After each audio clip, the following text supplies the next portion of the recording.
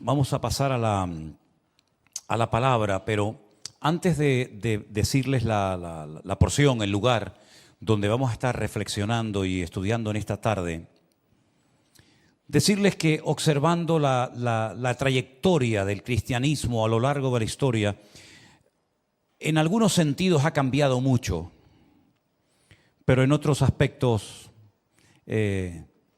suceden las mismas cosas que ocurrían hace 2000 años en las iglesias locales. Uno dice, bueno, por ejemplo, los problemas que tenía la iglesia de Corinto, se habrán solventado, ¿no? Se habrán solucionado los problemas a lo largo de la historia. Me temo que no. Los mismos problemas que tenían los hermanos de Corinto, de Éfeso, de Esmirna, de Pérgamo, de donde fuera, se siguen dando hoy en día en las congregaciones, ¿no? Gente, por ejemplo, que fue criada en el Evangelio, que no valora el hecho de haber sido criado en el Evangelio y terminan enfriándose o apartándose. Gente que a lo mejor no terminan de arrancar, no terminan de crecer, de desarrollarse, de madurar en el Señor. A veces no es el caso, gracias al Señor, ¿no? Lo digo de verdad, divisiones internas, líos, problemas entre hermanos que algunos salen de la iglesia más doloridos de lo que entraron en algunas ocasiones, ¿verdad? Así que en un sentido hemos cambiado, pero en otro aspecto el ser humano sigue siendo el mismo. Siguen habiendo las mismas luchas, las mismas pruebas, las mismas dificultades. Y ya en la época del apóstol Pablo y de los primeros años del Evangelio, comenzó el diablo a tratar de meter en las congregaciones, en las iglesias locales, enseñanzas antibíblicas. Enseñanzas y doctrinas de hombres que, aprovechando a veces el vacío que dejaba, por ejemplo, el apóstol Pablo cuando dejaba una iglesia y dejaba un pastor nuevo o un grupo de ancianos, pues se metían, ¿no? Personas que se conocen en la Biblia con el nombre de los judaizantes. Los judaizantes, no digo que no fueran creyentes, no digo que no fueran cristianos, pero eran cristianos fundamentalmente de origen judío, que ellos no terminaban de entender cuál fue el objetivo fundamental de la ley que Dios le dio al pueblo de Israel, que por cierto en estos días están recordando que en el monte Sinaí recibieron la ley, porque se está celebrando en estos días una fiesta que para ellos les recuerda precisamente eso, ¿no? La fiesta de Shavuot es la fiesta del júbilo, de la alegría, de las cosechas, pero también el tiempo en el que recibieron la ley. Para nosotros sería el tiempo de Pentecostés, ¿no? Cuando descendió por primera vez de una forma masiva sobre un grupo de creyentes el Espíritu Santo, ¿no? Llenándolos de una forma diferente a otras ocasiones, ¿verdad? Pero los judaizantes eran personas, ya digo, de origen judío que se metían dentro de las congregaciones y le decían a los recién convertidos de origen no judíos que no era suficiente con creer en Cristo, que había que hacer algo más, que había que añadir aspectos de la ley, circuncidarse, guardar ciertas y determinadas celebraciones. Y claro, Pablo, como buen judío, batalló durante toda su vida en contra de estas doctrinas falsas, mandamientos de hombres, y escribió varias cartas. Yo creo que para mí la más clara en cuanto a este tema es sin lugar a dudas la carta de Pablo a los Gálatas. Léanla, es muy interesante. Pero en esta ocasión nos vamos a la carta de Pablo a los Romanos, al capítulo 6. Si han traído su Biblia o quieren seguir la lectura a través de las pantallas de la iglesia, lo pueden hacer conmigo. En el capítulo 6, a partir del versículo 15, por cierto, eran algunos versículos que yo leí esta mañana en el devocional que tuvimos, dice así la palabra de Dios. Pablo dice, ¿qué pues?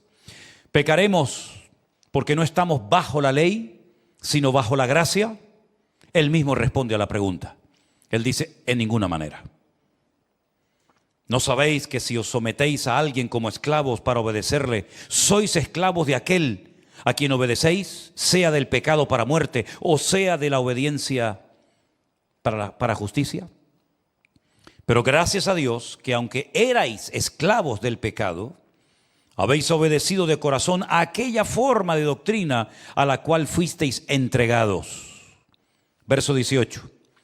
Y libertados del pecado, vinisteis a ser siervos de la justicia. Hablo como humano, por vuestra humana debilidad, que así como para iniquidad presentasteis vuestros miembros para servir a la inmundicia y a la iniquidad, así ahora para santificación presentad vuestros miembros para servir a la justicia. Porque cuando erais esclavos del pecado, erais libres acerca de la justicia. Pero, y este versículo siempre me ha impactado muchísimo. Miren qué pregunta.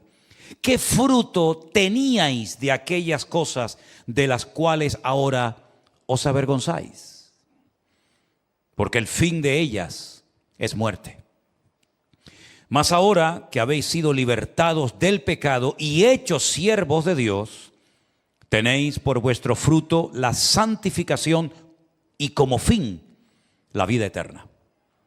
Porque la paga del pecado es la muerte, mas la dádiva de Dios es vida eterna en Cristo Jesús, Señor nuestro. Amén, hermanos. Qué porción tan interesante, ¿verdad? Una vez más vemos a Pablo haciendo una especie de paralelismo, de comparación entre el tema de la ley, tema tan conocido para los judíos de antaño y hoy en día, y el tema de la gracia. El tema de la ley, se habla de este tema tanto en lo que llamamos Antiguo como Nuevo Testamento. La ley, ¿quién no sabe lo que es la ley? ¿Verdad? Los 5 primeros libros de la Biblia se aglutinan bajo el nombre de la ley o de la Torá. Los 613 mandamientos, los preceptos, las fiestas, las celebraciones, en fin, todo eso lo sabe. Pero del tema de la gracia no se habla nada en el Antiguo Testamento porque era un tema totalmente desconocido. No se hablaba de gracia de Dios, no se hablaba de evangelio, de buena nueva, se hablaba de ley, ley, ley, ley. Para todo había una ley. Para los agricultores, leyes. Para los ganaderos, leyes. Para los sacerdotes, leyes.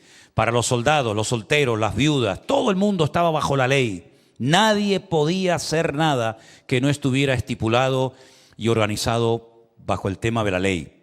Y había una tribu, que eran los levitas, que habían sido entrenados específicamente para enseñarle precisamente a la gente el tema de la ley. Hace unos días también yo leía por la mañana, cuando Moisés se levantaba muy temprano a la mañana y comenzaba a atender a la gente del pueblo en sus quehaceres diarios y también a instruirles en la ley. Porque no todo el mundo tenía una Biblia. No todo el mundo podía irse a su tienda de campaña y leer Deuteronomio, Levítico, Números. Eso no existía. Existía un rollo de la ley y Moisés tenía que leer la ley al pueblo y explicar cómo se cumplía esa ley, esos mandamientos, ¿verdad? Y esos levitas se dedicaban única y exclusivamente a enseñar la ley y a ayudar a la gente a la hora de poner en práctica los mandamientos y los preceptos de la ley. Pero en cuanto a evangelio, no se menciona la palabra evangelio. Besorá sería en hebreo, ¿no? No se menciona esa palabra en todo el Antiguo Testamento porque eso vino con Cristo. La buena nueva, el evangelio, la apertura de fronteras, el poder y el deber de llevar la palabra de Dios a toda criatura, a todas las naciones, eso era algo impensable completamente en el Antiguo Testamento. Solamente tenemos que pensar por un instante cuando el Señor le dice a un profeta del Antiguo Testamento, a Jonás, sal de tu tierra, sal de tu cultura y vete al extranjero a predicarle a los de Nínive, ¿verdad? Capital de Babilonia, vete a predicarles la palabra. Y Jonás dijo, de eso nada.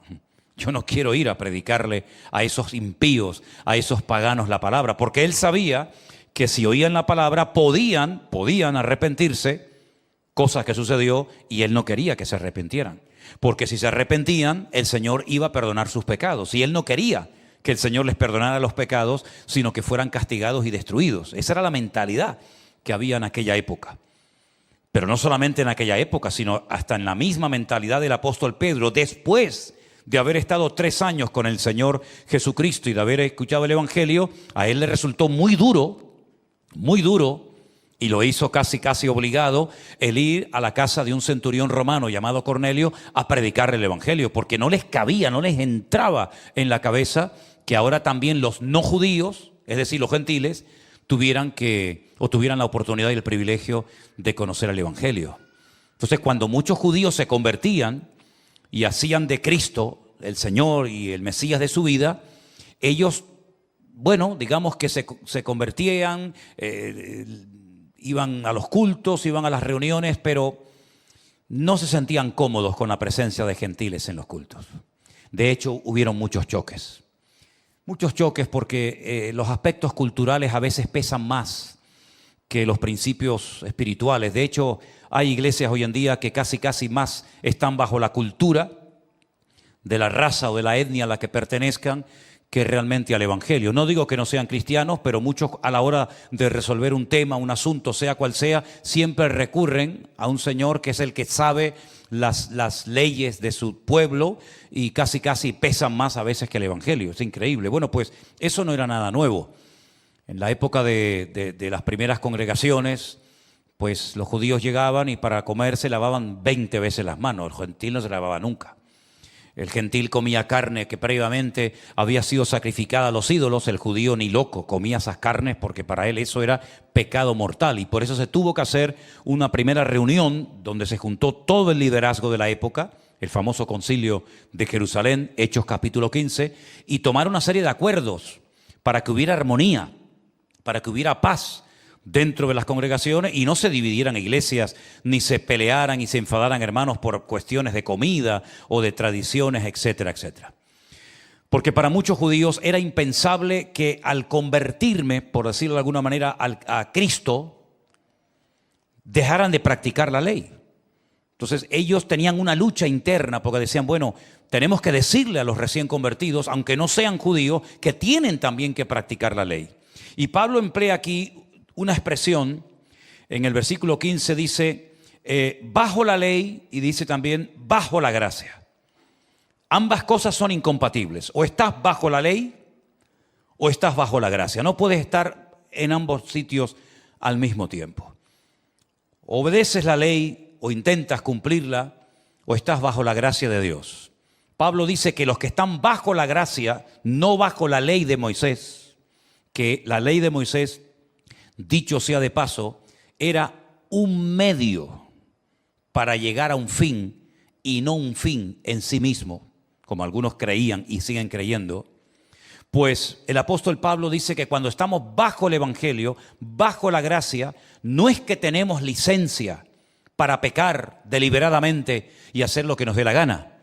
Por eso él dice, vamos a pecar, vamos a quebrantar, vamos a herir y a irritar el corazón de nuestro Dios porque ya no estamos bajo la ley, sino bajo la gracia. Dice, de ninguna manera. No significa que ahora hay barra libre, ¿no? Carta blanca para aquellos que no están bajo la ley de Moisés, sino bajo el evangelio, bajo la gracia, ni muchísimo menos.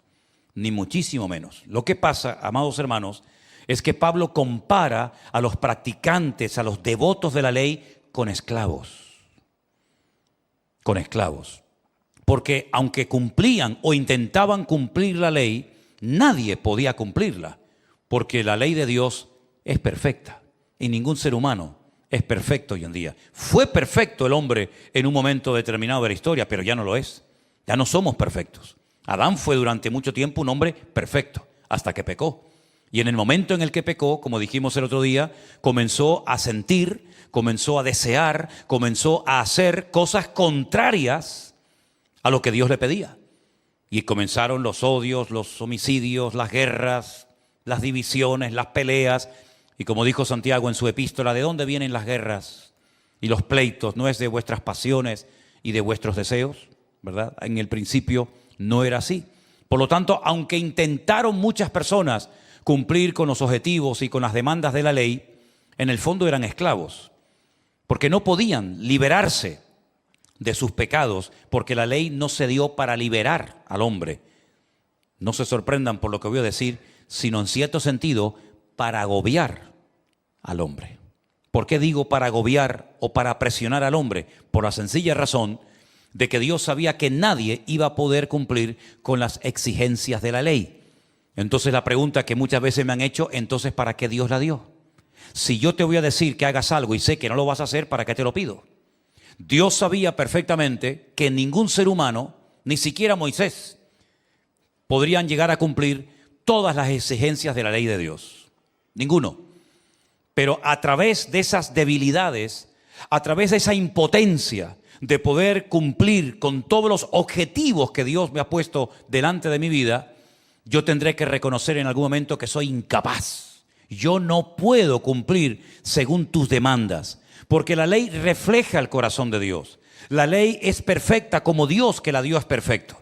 Entonces el hombre tenía que ir constantemente al templo a presentar sacrificios de animales, porque era la forma que había en aquel tiempo, no de recibir el perdón de los pecados, ojo con eso, sino de tapar, de cubrir temporalmente los pecados de la persona. No es como hoy en día, que usted pide perdón por sus pecados e instantáneamente sus pecados son perdonados por el poder de Cristo. ¿Cuántos dicen amén?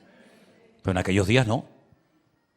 En aquellos días, cuando una persona cometía un pecado, depende del tipo de pecado que hubiera cometido, tenía que ir al templo, presentar un animal según lo estipulado por el sacerdote del momento, poner sus manos, confesar públicamente sus pecados imponiendo las manos sobre el animal, porque era como un traspaso, ¿no? Yo le traspaso a ese animal inocente mis pecados, él muere en mi lugar, pero como dice la Biblia, la sangre de animales no pueden perdonar pecados de seres humanos.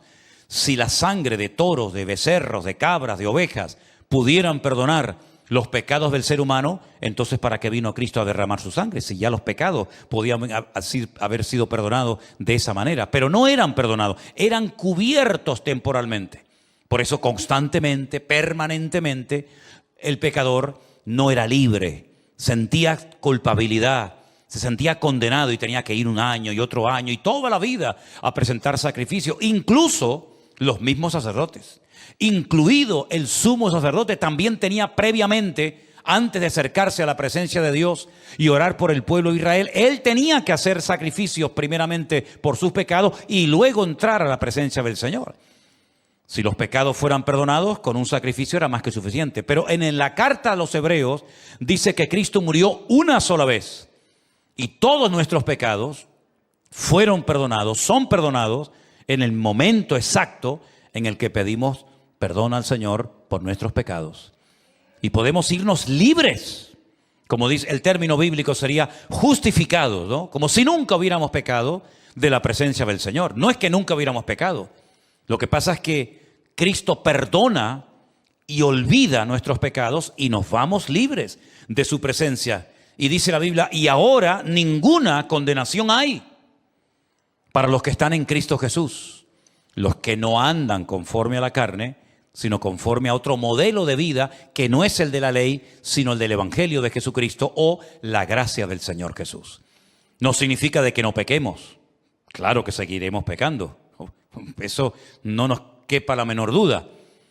Pero cuando yo pido perdón al Señor por mis pecados, en ese momento mis pecados son perdonados y hasta que vuelva otra vez a pecar, no hay nada que me separe y me condene de la presencia del Señor, cosa que no ocurría en el Antiguo Testamento. En el Antiguo Testamento tú matabas un animal, derramabas su sangre, pero tu pecado seguía estando en tu corazón. Se había tapado temporalmente tu pecado, es como un paño, ¿no?, que tapa la suciedad, pero lo levantas y la suciedad está ahí abajo. Pero en el Nuevo Testamento, con Cristo, no ocurre eso. Cristo no pone un paño viejo en vestido nuevo, sino que Él perdona completamente todos y cada uno de tus pecados, por horrendos, por horribles que sean. Tú puedes ser libre de la presencia del Señor. Y entonces Pablo lo que le decía a los hermanos, ahora estamos libres, pero no para pecar, sino para honrar y para servir al Señor. Él dice, ustedes eran esclavos de la ley, ustedes eran esclavos de sus pasiones y deseos, pero ahora, parece mentira, seguimos siendo esclavos, seguimos siendo siervos, pero ahora de la justicia. Ahora siervos no por imposición, ahora siervos por amor, ahora siervos por agradecimiento a un Dios que ha limpiado todos y cada uno de nuestros pecados, y como lo amamos tanto, queremos servirle y no nos importa, como decía Pablo, siervo de Jesucristo por la gracia de Dios. ¿Cuántos dicen amén? Tremendo, ¿no? Ahora, es interesante notar que antes de la ley, porque algunos dirán, bueno, pero la ley vino con Moisés. Pero antes de Moisés vivieron millones de personas. ¿Y esa gente cómo hacía? No había sacrificios, pero no había ley que cumplir.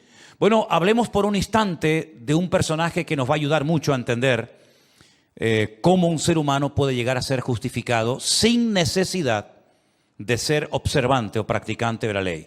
Hablemos, por ejemplo, de Abraham. Lo conocemos todos, ¿sí o no? Aquel hombre que no era judío. Abraham no era judío. ¿A qué tribu pertenecía Abraham? A ninguna. Si el pueblo de Israel no existía cuando él fue llamado. Él vivía en la zona de lo que se conoce como Mesopotamia, entre el río Tigris y Éufrates, ¿verdad? Y él es llamado para que salga de esa zona, de esa región del mundo, y comience a caminar en dirección a lo que conocemos como Canaán, o la tierra prometida, y a él se le llega a conocer como el hebreo, porque la palabra hebreo, al principio, se refería al que venía detrás del río. Es decir, había un río, unos ríos enormes, gigantes, y cuando alguien pasaba de allí a este lado del mundo, se le llamaba hebreo. ¿Por qué? Porque ha pasado el río. Y a Abraham se le llamó hebreo, nunca se le llamó judío, nunca se le llamó israelita, porque el pueblo de Israel aún no había nacido. La ley vino 400 años después de la muerte, después de la vida del patriarca Abraham. Pero sin embargo la Biblia dice que él llegó a ser el padre de la fe. Y él llegó a tener el título de amigo de Dios. Y en la ley nunca nadie fue llamado amigo de Dios ni padre de la fe. Pero Abraham sí, y nunca cumplió la ley. Y no solamente eso, sino que a Abraham se le hicieron promesas sin necesidad de estar bajo la cobertura o la práctica de la ley. Promesas que después serían aplicables al pueblo de Israel y a toda la cristiandad a lo largo de la historia. Luego las promesas vinieron antes de la ley. El pacto que Dios hace, lo hace con Abraham mucho antes de la ley. Abraham dice que fue justificado no por las obras, no por practicar la ley, sino por la fe. Dice la Biblia que Abraham fue justificado, y repito, no era judío, no pertenecía a ninguna de las tribus de Israel, pero él llegó a ser justificado por la fe. Las promesas que se le hicieron a Abraham, que le dieron a Abraham, son promesas tremendas, que están en pleno vigor en el día de hoy. Por lo tanto, fíjense el orden cronológico de la Biblia. Primero hay un hombre que llega a ser amigo de Dios, padre de la fe, en ciertos sentidos padre de todos los creyentes. Incluso padre de árabes, de judíos y de cristianos, porque todos estamos entroncados de una manera u otra con Abraham. Y sin embargo nunca practicó la ley. Nunca jamás leyó ni el Deuteronomio, ni Números, ni el Génesis, sino que fue justificado por la fe en su Dios. Entonces vemos que la gente podía ser justificada, es decir, declarado libre de pecados sin necesidad de practicar la ley. Exactamente lo mismo nos ocurre a nosotros hoy en día. Por eso podemos decir que somos hijos de Abraham, porque no somos hijos de la ley de Moisés, sino somos hijos de la promesa que Dios le dio a Abraham de que a través de su descendencia, de uno de su descendencia, serían benditas todas las naciones de la tierra. ¿Y a quién está haciendo referencia cuando el Señor le dice a Abraham, en ti serán benditas todas las naciones de la tierra? Pues está hablando nada más y nada menos que de nuestro Señor Jesucristo. Por lo tanto, mis queridos hermanos, cuando el Señor Jesucristo en el Nuevo Testamento es confrontado con los observantes de la ley, y el Señor Jesucristo le dice, vosotros sois de vuestro padre el diablo. Ellos dicen, no, nosotros somos hijos de Abraham. Nosotros nunca hemos sido esclavos de nadie. Y Cristo se les queda mirando y le dice, si ustedes verdaderamente fuerais hijos de Abraham, las obras de Abraham, el estilo de vida de Abraham, lo estarían llevando a cabo hoy en día. Pero ustedes no son hijos de Abraham. Porque Abraham vio mis días y se gozó. Y entonces, claro, ellos no entienden que Jesús fuera antes de Abraham. Y entonces es cuando le dicen, pero si tú no tienes ni 40 años cumplidos, ¿cómo vas a ser tú una persona antes de Abraham si Abraham fue muchos años o siglos antes de este momento en el que estamos hablando. Y es que el Señor está haciendo referencia a su eternidad. En Cristo moraban dos naturalezas: la naturaleza divina, la naturaleza humana. Era 100% Dios, era 100% hombre. Ya sé que a lo largo de la historia ha habido muchos conflictos, que si era solamente hombre y no era Dios, o era solamente Dios y no era un hombre, sino que se parecía a un hombre, pero realmente, si estudias en profundidad y con seriedad la Biblia, te vas a dar cuenta de que Jesús era 100% hombre, limitado en espacio, en tiempo, se cansaba, tenía que pedir agua porque tenía sed, etcétera, etcétera. Sin embargo, como Dios, era capaz de multiplicar panes y peces, cosa que tú y yo no podemos hacer. Podía perdonar pecados, cosas que los seres humanos no podemos hacer. Podía leer los pensamientos de la gente, podía caminar por encima de las aguas, podía resucitar muertos después de 4 días muertos, etcétera, etcétera, porque Él era Dios en un frasco llamado cuerpo, donde se limitó durante un espacio de tiempo para que viéramos su gloria, para que aprendiéramos otro modelo y estilo de vida diferente al de la ley de Moisés, sino bajo la gracia, el Evangelio de Jesucristo, que ya no va dirigido a una nación, a un pueblo en particular, sino que Jesús dijo: id por todo el mundo y predicad el Evangelio a toda criatura. Claro, ellos creían que era toda criatura judía.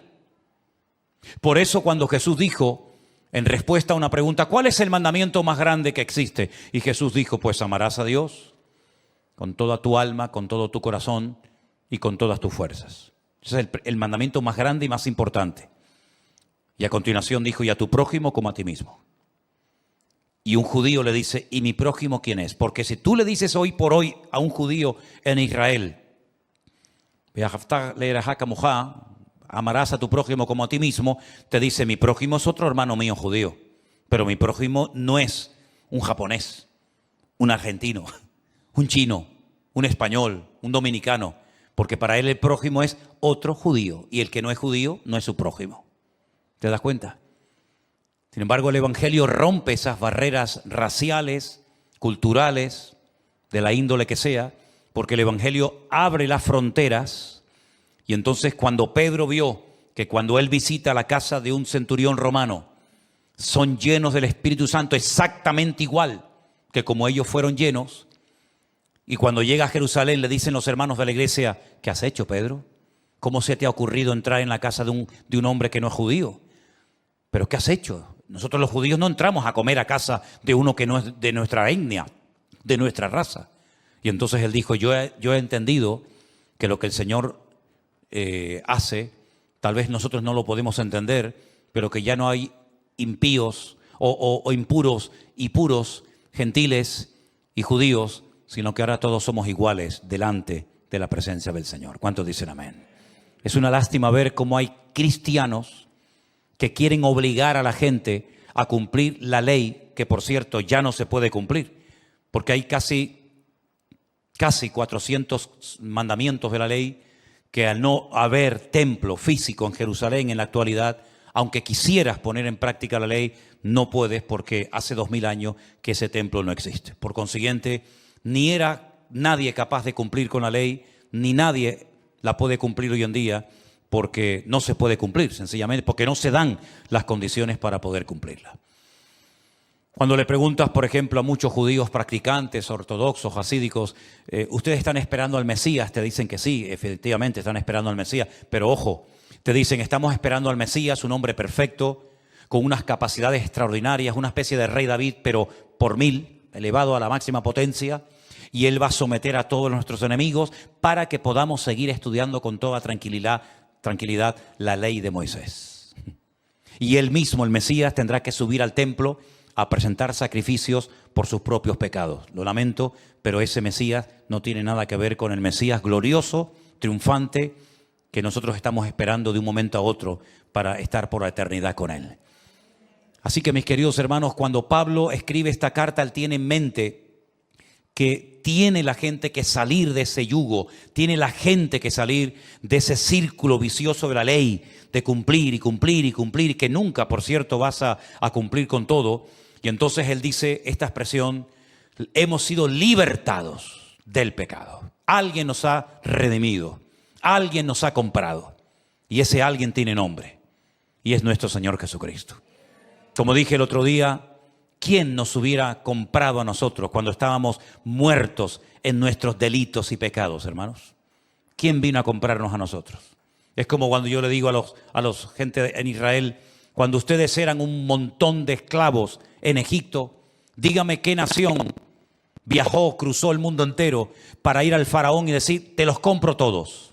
Te compro todos los esclavos, los niños, los ancianos, los jóvenes, toda la familia. Te compro a todos los ancianos. ¿Cuánto es? Tanto. Y nadie iba a ir a comprar a aquel grupo, aquella masa de gente, de esclavos. Nadie los iba a comprar, nadie. Solamente Dios le dijo a Moisés, ve y saca a mi pueblo para que yo les enseñe cómo me pueden honrar y cómo me pueden servir. Y encima no solamente los compro, sino que les regalo un país entero para que sean libres y me puedan honrar y me puedan servir. Es algo increíble. Lo que Dios ha hecho con esa gente, lo que Dios ha hecho con ese pueblo, no lo ha hecho con nadie. Jesús no vino a comprar una tribu de indígenas del Amazonas perdida. Jesús no vino a comprar los esquimales ni la gente de Mongolia. Jesús vino a redimir a la raza humana, ¿verdad? Pero en ese caso puntual vino a buscar ese pueblo para que a través de ese pueblo todas las naciones de la tierra tuvieran la posibilidad de conocer al único Dios vivo y verdadero. Porque la única nación que enseñaba al mundo que hay un solo Dios era el pueblo de Israel. Si tú ibas, por ejemplo, a los filisteos, tenían un montón de dioses. Si ibas, por ejemplo, a los romanos, tenían un montón de dioses. Los griegos ni te cuento, los babilónicos, todos eran politeístas. El único pueblo de la tierra que en aquel momento cantaba a un único Dios, adoraba a un único Dios, honraba a un único Dios, eran ellos. Y a través de ellos, pues vino ese conocimiento de un único Dios al mundo. Pero ahora es a través de lo que llamamos la iglesia, el cuerpo de Jesucristo, formado por hombres, por mujeres, por niños, por blancos, por negros, por ricos, por pobres, por gitanos, no gitanos, por todo tipo de personas. ¿Por qué? Porque el Señor abrió la posibilidad de que todos le conozcan, de que todos le honren y que todos le sirvan. Por eso cuando el apóstol Pablo se entera de que se están metiendo en la iglesia judaizantes, gente que dice, sí, todo eso está muy bonito, todo eso está muy interesante. La obra de Cristo maravillosa, su muerte, su resurrección, pero aparte de todo eso, tienen que volver a cumplir la ley de Moisés. Y entonces ustedes pueden leer con detenimiento esta noche, en Hechos capítulo 15, cuando se levanta Pedro y le dice, ¿pero qué estáis haciendo, amados hermanos? Vamos a poner en el cuello de los gentiles una ley que ni nosotros ni nuestros padres pudieron cumplir. ¿Pero qué estamos haciendo? Vamos a poner unas cuantas normas de convivencia para que haya armonía, para que haya unidad entre los hermanos, pero no estemos obligando a la gente a cumplir la ley porque no la van a poder cumplir, queridos hermanos. La ley, el único que la pudo cumplir y nos liberó de ese yugo, ¿saben quién fue? Nuestro Señor Jesucristo, el autor de la vida, el que nos ha comprado y redimido con su sangre y nunca más nos echará en cara los pecados que hemos cometido. ¿Cuántos dicen amén? Ahora bien, una persona que había sido criada toda la vida en la ley, de repente se encontraba con un estilo de vida nuevo. Es como si nos cogen a nosotros y nos llevan a vivir con los esquimales. Tenemos que aprender a vivir de nuevo. Tenemos que aprender nuevas formas de comer. Tenemos que aprender a vestirnos de una forma diferente, hablar de una forma diferente. Ya nuestra casa no va a ser nunca como ha sido. Ahora viviremos rodeados permanentemente de hielo por la mañana, por la tarde, por la noche. Tendremos que ir a cazar alguna foca para comernos el hígado crudo para no morirnos de frío. ¿Sí o no? Alguno dice, qué asco. Tendríamos que aprender un nuevo estilo de vida. O si nos cogen y nos llevan a una tribu del Amazonas o nos llevan a China. Es todo diferente, exactamente igual ahora es con Cristo. Todo es diferente. Antes era el ojo por ojo, el que la hace me la paga. Ahora Jesús dijo, bendecir al enemigo.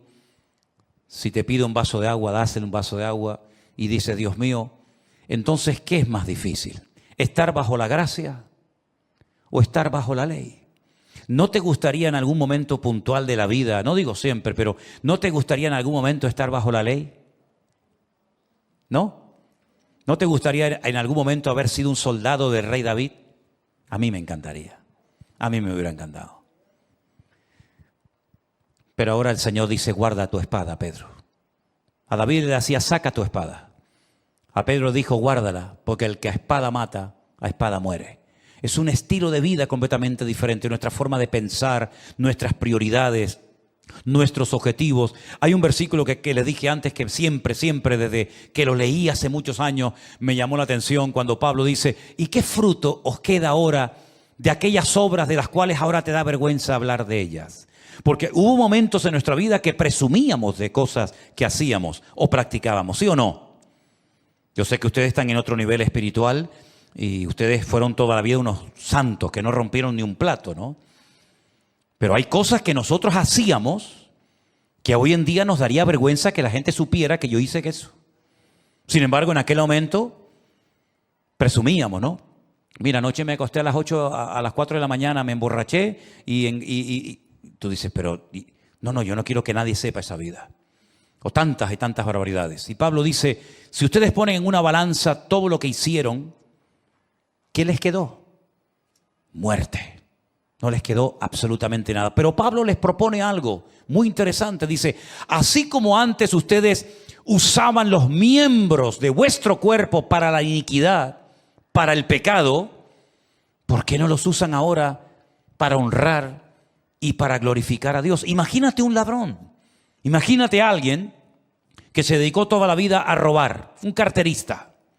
Un genio, te roba la cartera y ni te enteras, te quitó el reloj y ni te diste cuenta. Y ahora Pablo dice, ahora te da vergüenza que la gente sepa que fuiste un ladrón, ¿verdad? ¿Por qué no utilizas esas manos ahora para salir a la calle y regalar evangelios? O para saludar a los hermanos, o para ayudar a una persona que se ha caído. Con las mismas manos que antes hacías daño, ahora puedes hacer mucho bien. O con las piernas que utilizabas para ir a hacer daño a los demás, o hacer cosas de las cuales te avergüenza. ¿Por qué no vas ahora por el mundo predicando la palabra?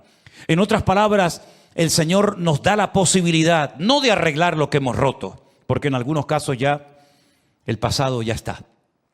Pero como alguien dijo, no podemos arreglar el pasado, pero no arruinemos ni el presente ni el futuro, porque ahora en Cristo nuestra meta, nuestro objetivo es otro completamente diferente al que teníamos antiguamente.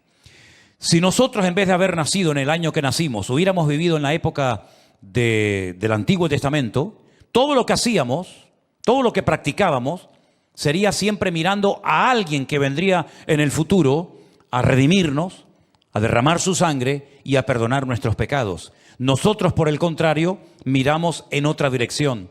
Miramos hacia la cruz, miramos hacia el pasado, hacia un sacrificio perfecto que se llevó a cabo en la cruz y que ya no tenemos que hacer más sacrificios. Por eso es terrible, me imagino que todos ustedes habrán visto imágenes en Semana Santa cuando hay personas que se dan con un látigo en la espalda, lo han visto, ¿no? ¿Hay alguien aquí que hizo eso alguna vez, que se dio así con un látigo? Yo no me imagino muchos aquí dándose latigazos en la espalda, pero no sé, a lo mejor hay alguno. O caminaste de rodillas, con cadenas, haciendo en Las Palmas, en una montaña que se llama la montaña de las Coloradas, en la isleta, ya lo suspendieron. Pero durante años había un señor que se crucificaba. No moría, ¿no? Pero se crucificaba. Y viendo uno esos esfuerzos y esos sacrificios, uno dice, no han entendido lo que Cristo hizo por nosotros en la cruz, que con un sacrificio nos compró, nos redimió y ahora ha cambiado nuestro lamento en baile y nos ha convertido en hijos suyos en su familia. El otro día, cuando estaban los hermanos ahí en la entrada con un andamio, poniendo un aparato de aire acondicionado que hemos puesto para tener también fresquito en la entrada de la iglesia, pusieron un andamio. Estaban unos hermanos ahí trabajando con un andamio, pero el andamio, que por cierto tenemos en la iglesia, no tiene las ruedas. Saben que los andamios se les pone unas ruedas en las 4 patas para que lo puedas mover. Lo tenían que cargar y moverlo. ¿Y sabe lo que me vino en ese momento a la cabeza? ¿Saben lo que me vino a la cabeza? Las procesiones de Semana Santa.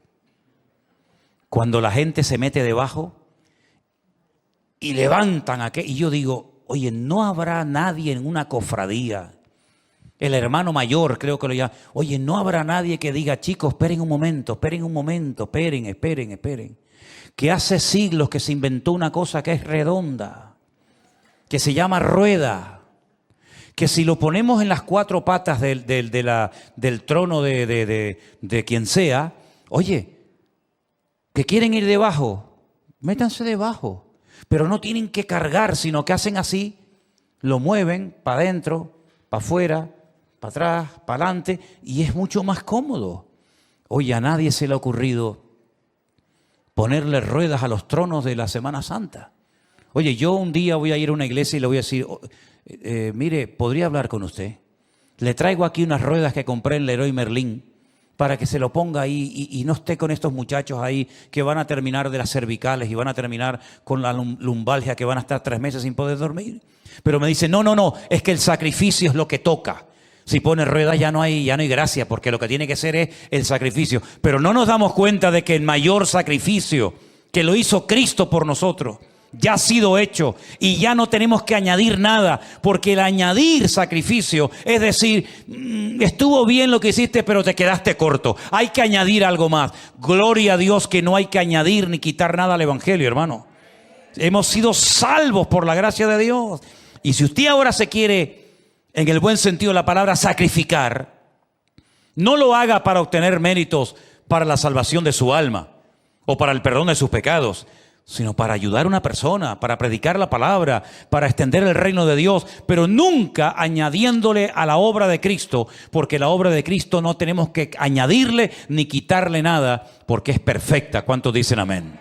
Y él termina como conclusión este mensaje tremendo que le está dando diciendo, miren hermanos, lo dice otra vez, por segunda vez, ya hemos sido libertados del pecado. Lo dice en el versículo 22 y lo dice en el versículo 18, la misma frase, ya hemos sido libertados del pecado. Por lo tanto, ahora el fruto que tiene que dar tu vida, léalo conmigo, versículo 22, hechos siervos de Dios, tenéis por vuestro fruto ¿qué? La santificación. Ese cambio progresivo que se tiene que producir en la vida de todos y de cada uno de nosotros. Si no sabes lo que es la santificación, piensa en lo que el otro día hablamos acerca de lo que se llama el fruto del Espíritu Santo. ¿Te acuerdas? Gálatas 5, verso 22-23. Mas el fruto del Espíritu es, si lo saben, díganlo conmigo, amor, gozo, paz, paciencia, benignidad, fe, mansedumbre, templanza. Contra tales cosas no hay ley. Ese es el fruto que ahora tú y yo tenemos que dar. Cada día tener más amor, cada día tener más misericordia, cada día tener más fe, cada día tener más mansedumbre. Ese es el fruto que tenemos que dar, ningún otro. Y finalmente dice, y el fin, ¿saben cuál es? La vida eterna. El fin no es practicar la ley para ver si Dios perdona mis pecados. No, porque te repito, la ley no era una meta. La ley era un medio para llegar a un objetivo. Y el objetivo es Cristo. Sin Cristo, la ley no tiene ningún sentido. Por lo tanto, mis queridos hermanos, hay que cambiar nuestra forma de pensar en muchos aspectos para que podamos cambiar nuestro estilo de vida. Mientras alguien en la iglesia, alguien en el mundo crea que tus pecados no han sido 100% perdonados, seguirás siendo un esclavo. ¿Cuántos pecados nos perdonó el Señor a nosotros el día que nos arrepentimos y lo aceptamos como nuestro Señor y Salvador personal? Imagínate que tuvieras 50 pecados encima, dentro de ti en ese momento. ¿Cuántos ese día te perdonó el Señor? ¿Los 50? ¿No serían 38, 40, 35? Todos, hermanos, todos. Entonces, ¿por qué llevar un peso? ¿Por qué llevar una culpabilidad innecesaria? Si uno hace algo malo, es lógico que se sienta mal, ¿sí o no? Pero si Cristo me ha perdonado y soy libre, y Él ha dicho, terminada está la obra, consumado es, ¿por qué voy a estar yo llevando un peso, una culpabilidad sobre mis hombros que me aplasta, que me oprime y que me impide disfrutar de la vida. ¿Por qué? Porque no termino de creer, no termino de aceptar que la obra de Cristo fue perfecta y completa. Amén, hermanos. Porque hay hermanos que viven angustiados y preocupados y cargados y tristes, y hasta yo me atrevería a decir, fíjate tú, hasta amargados, porque no se perdonan. Es que mira lo que hice, es que mira lo que hice, es que yo fui muy malo, yo hice mucho daño a la gente, yo hasta gané dinero con algunas cosas que hice mal y tal. Pero bueno, ¿hasta cuándo vas a estar así? ¿Hasta cuándo vas a estar así? Y el que vendía droga y algunas personas por consumirla murieron, ¿ahora qué? Este muchacho ya no tiene esperanza, va a vivir toda la vida como un amargado. No, mira, el Señor le perdona sus pecados. Y el que vendió mercancía en mal estado diciendo que era la mejor del mundo y has pedido perdón al Señor. Y hasta a lo mejor has podido reconciliarte con alguien de los que engañaste o manipulaste. Pues ya está, borrón y cuenta nueva. Dice la Biblia que el que está en Cristo, el que está, no el que quiere, el que está, tiempo presente, el que está en Cristo es una nueva criatura. Las cosas viejas, el pasado, pasado es.